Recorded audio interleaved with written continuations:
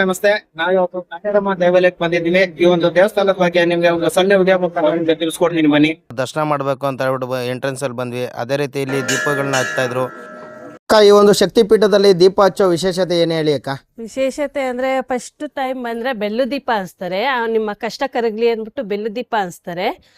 9 ದೀಪ ನವದೇವತೆಗಳಿದ್ದಾರೆ, ಎಲ್ಲರಿಗೂ ಸೇರಿ 9 ದೀಪ ಹಚ್ತಾರೆ.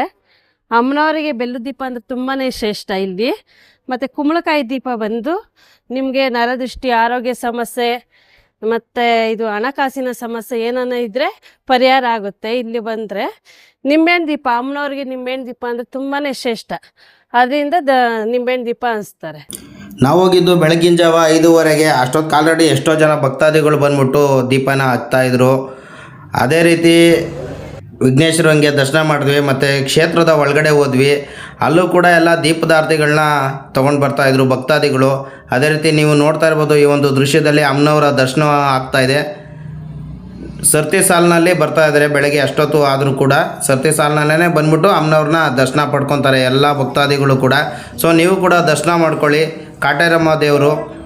ಅದೇ ರೀತಿ ಹೊರಗಡೆ ಬಂದ ನಂತರ ಇಲ್ಲಿ ಎಲ್ಲ ದೃಷ್ಟಿ ಎಲ್ಲ ತೆಗಿತಾಯಿದ್ರು. ಆಮೇಲೆ ಇಲ್ಲಿ ಕಾಯಿಗಳನ್ನ ಕಟ್ತಾಯಿದ್ರು. ಇಲ್ಲಿ ನೋಡ್ಬೋದು, ನವದೇವತೆಗಳನ್ನು ನೀವು ಒಟ್ಟಾಗಿ ನೋಡ್ಬೋದು. ಇದಾದ ನಂತರ ಕೈ ಮುಗಿದ್ಬಿಟ್ಟು ಎಲ್ಲರೂ ಕೂಡ ಒಂದು ಪ್ರದಕ್ಷಿಣೆಯನ್ನು ಹಾಕ್ತಾರೆ. ಪ್ರದಕ್ಷಿಣೆಯನ್ನು ಹಾಕ್ಬಿಟ್ಟು ಮತ್ತೆ ಬಂದ್ಬಿಟ್ಟು ಕಾಯಿನ ಅಲ್ಲಿ ಕಟ್ಕೊತಾರೆ. ಎಷ್ಟು ವಿಡಿಯೋ ಇಷ್ಟ ಆದರೆ ಶೇರ್ ಮಾಡಿ. Thank you. ನಿಮಗೆ ಅಲ್ಲಿ ಬಂದ್ರೆ ಒಳ್ಳೆ ಆಗ್ಬಿಡುತ್ತೆ. ಯಾವ್ದು ಮನಸ್ಸ ಇದ್ರೆ ದೇವ್ರೆ ಅಲ್ಲ ಅದನ್ನು ಮಾಡ್ತಾ ಇದೆ, ಏನು ತೊಂದರೆ ಇಲ್ಲ. ನೀವು ಯಾರು ನೋಡ್ದೆ ನೀವು ಬನ್ನಿ, ಇಲ್ಲಿ ಯಾವ್ದು ಮನಸ್ಸ ಇದ್ರೇನೆ. ಈ ಟೆಂಪಲ್ನಲ್ಲಿ ಎಷ್ಟು ದಿವಸ ಬರ್ತಾರ? 9 ದಿವಸ, 5 ದಿವಸ, 11 ದಿವಸ ಇಷ್ಟ.